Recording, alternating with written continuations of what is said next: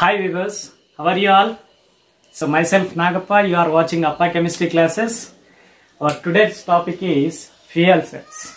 So in the last video, we had seen the types of batteries, that is primary battery, secondary battery, what are the examples and detailed study of those batteries also we had discussed. So now in this class, we are going to learn the fuel cells. What are the fuel cells? So now what are the example for the fuel cells? Those all we are going to see. Those who not watch the fuel batteries, types of batteries, so please do watch it.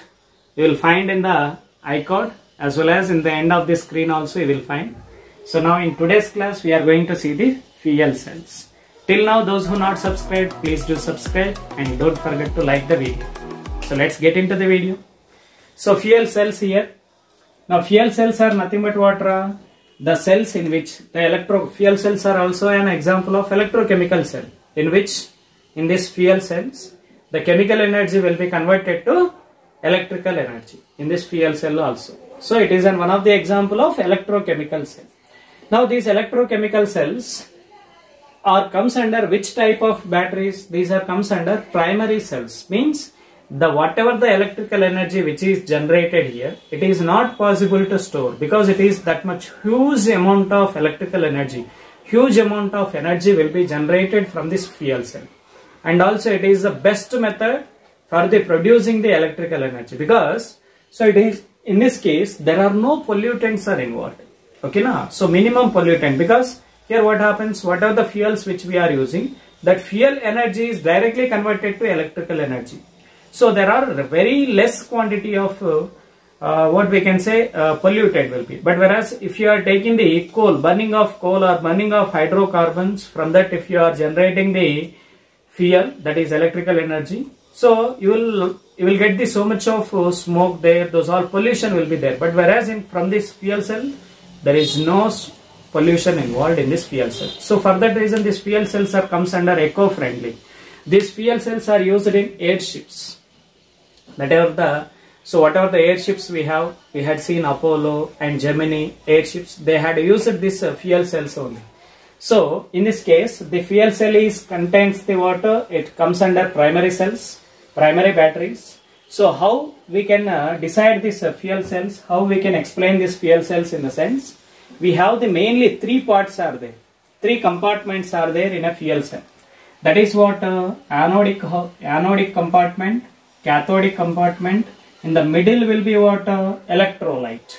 Now this is what anode compartment. It is anode compartment. It is what cathode compartment, and it is what electrolyte. Electrolyte will be there in the center. Now what type of electrodes we are using here? The porous carbon rod we are using. Porous carbon rod. Okay, na? So through these electrodes, what happens? The fuel will be enter into this electrolytic solution, and it will react with that electrolytic solution, and that fuel will undergo oxidation. The fuel is present at anodic half cell. Now you see here fuel. At cathodic half cell, in this cathodic part, oxidants are placed here. Oxidants. This all will be what oxidant. Oxidants are used as oxygen and also air, hydrogen peroxide, nitric acid and ozone gas. This all will be used as oxidants. Oxidizing agents are present in cathodic compartment, and anodic compartment contains the fuels such as what hydrogen gas, it is a fuel, and you can take the methane fuel, or you can take the carbon monoxide, or you can take the methanol, or you can take the hydrazine. These all will be what examples of fuels. Fuels are taken in anode compartment, oxidants are taken in cathode compartment. The electrolyte is present in between the cathode and anode. Okay, na? So these are separated by porous carbon rods or nickel rods. Those are used as what electrodes here. So it is the anode electrode, it is what cathode electrode. Now in this case, how to represent this fuel cell is very important. Now you see here fuel cell. This is fuel is present at where? At anodic compartment. So that is present in your left hand side. Cathode compartment contains the water oxidants. So oxidizing agents are present in cathode compartment. You are taking in the right hand side. In the center what we have? Electrolyte. Is that clear? So these are the three parts. First part, second part, third part. I am dividing like that. So first part contain the fuel, second part contain the oxidant, third part contain the electrolyte. Is that clear? So now we will take the one example here. Hydrogen oxygen fuel cell. Here hydrogen is the fuel, oxygen is the oxidant. Now in this case, what happens? Oxidant is taken in cathodic compartment, hydrogen gas fuel is taken in anode compartment. Now what is the electrolyte we are using in this hydrogen oxygen fuel cell? We are using aqueous potassium hydroxide, concentrated aqueous potassium hydroxide. It is called caustic potash. Aqueous sodium hydroxide, it is called caustic soda. Either aqueous caustic potash or caustic soda. Anyone can be used in case of hydrogen oxygen fuel cell. Now in this case what happens? We are adding small quantity of catalyst. Those are what? Raney nickel or finely divided platinum or palladium will be added to this electrolyte to speed up the reaction. Okay na? So that is what actual setup of the oxygen hydrogen fuel cell, hydrogen oxygen fuel cell. Now in this case what happens? In this hydrogen oxygen fuel cell, the water will be generated. Okay na? So now we will see the reactions at electrodes, what type of reactions takes place. We know that at anode which type of reaction takes place? Oxidation reaction. At anode what is there? Fuel. Fuels undergo oxidation and oxidant will undergo in reduction, because oxidant in the sense what? Itself it will undergo in reduction, but it make the other substance to participate in oxidation. So this oxidizing agent will oxidize as the hydrogen to water, but themselves they will undergo in reduction process. Is that clear? Now you see at anode what happens now? The oxidation of hydrogen gas takes place, that is fuel. Hydrogen gas, what happens? So through this porous electrode, so that hydrogen gas enter into the electrolyte. So it react with the electrolytic solution, that is OH minus ion, and forms the water by loss of electrons. That is oxidation of hydrogen gas, we are getting the water.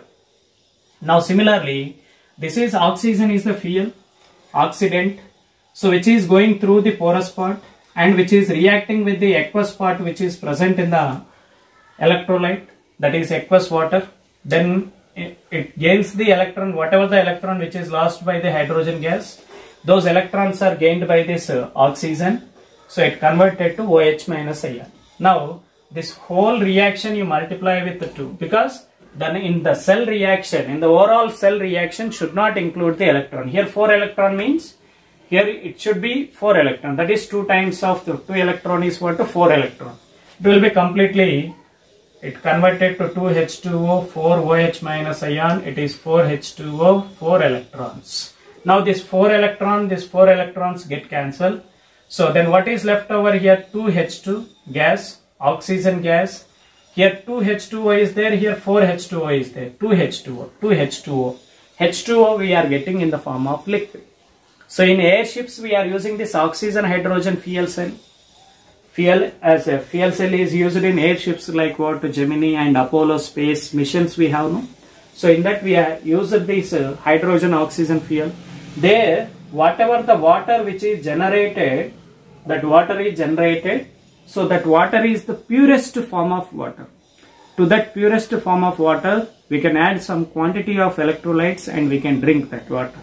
So that whatever the persons, those who are going to space in the airships, they can people who are there in the airships, they use this water only for drinking purpose. Okay, na? So that water will be added with some quantity of minerals. That water is used for the drinking by the airmans. Okay, or whatever the airships containing persons. Is that clear? That is what hydrogen oxygen fuel cell. What are the disadvantages of this hydrogen oxygen fuel cell? So many advantages will be there. So what are the advantages? First, it will give the excess quantity of energy. Electrical energy will be generated, huge quantity. So for that reason only it is used in airships. Okay, that is the main advantage, and also it has the less pollutants. So that is another advantage. But what about disadvantages? It is very difficult to store the excess quantity of energy. So for that reason it comes under primary cells. Until you are supplying the fuel, it will generate the continuously electrical energy. But it cannot convert that electrical energy into chemical energy. It is comes under primary cells. Only fuel will be converted to electrical energy, but not electrical to fuel. Is that clear? So here the excess quantity of fuel, electrical energy which is generated in the fuel cell cannot be, it is not possible to store that one. It is a not storable battery. And also here we are using the catalyst as what? Costly catalyst we are using. So these are Raney nickel or finely divided platinum or palladium will be what? More costlier. So and also one more disadvantage is what? Here sodium hydroxide and potassium hydroxide, that is caustic soda or caustic potash, which we are using electrolyte. Those are having corrosive nature. So due to that corrosive nature, so it is one of the disadvantage of using of the sodium hydroxide and potassium hydroxide as electrolyte in case of hydrogen oxygen fuel cell. Because they are having corrosive nature, they start corroding these electrodes and also this electrolytic cell also. It may be difficult. So due to their corrosive nature, these are the some disadvantages of fuel cell. Is that clear? Now we can calculate the efficiency of a fuel cell, that is change in Gibbs free energy by change in enthalpy. By using this formula, we can calculate the efficiency of fuel cell. Is that clear? So now you will get the question like this. Say for example here hydrogen gas is used, then you are using the electrolyte as sodium hydroxide. If you use the water methane gas, then what is the electrolyte we have to use? Now what happens, whenever methane gas is used, so it is undergoing oxidation, that is it will combust, okay, with the help of oxygen, oxidizing agent, it will burn. So we are getting carbon dioxide and water. This carbon dioxide gas will have the acidic nature whenever it mixes with water. So it is acid, carbon dioxide non-metal oxide, it is acidic in nature. So this acid react with the alkali which is present in the electrolyte. So no reaction, both will neutralize there. So no reaction at all. Then what happens? Will not gives the excess amount of electrons, it will not give, because that whatever the formed product is neutralizing there itself only. So in that case, the suitable, that sodium hydroxide and potassium hydroxides are not suitable in case of hydrocarbon is acting as fuel. Because hydrocarbon on combustion, what happens? We are getting the carbon dioxide. That carbon dioxide is what here? It is an acidic oxide. So due to that acidic oxide, so we should not use the water, sodium hydroxide or potassium hydroxide.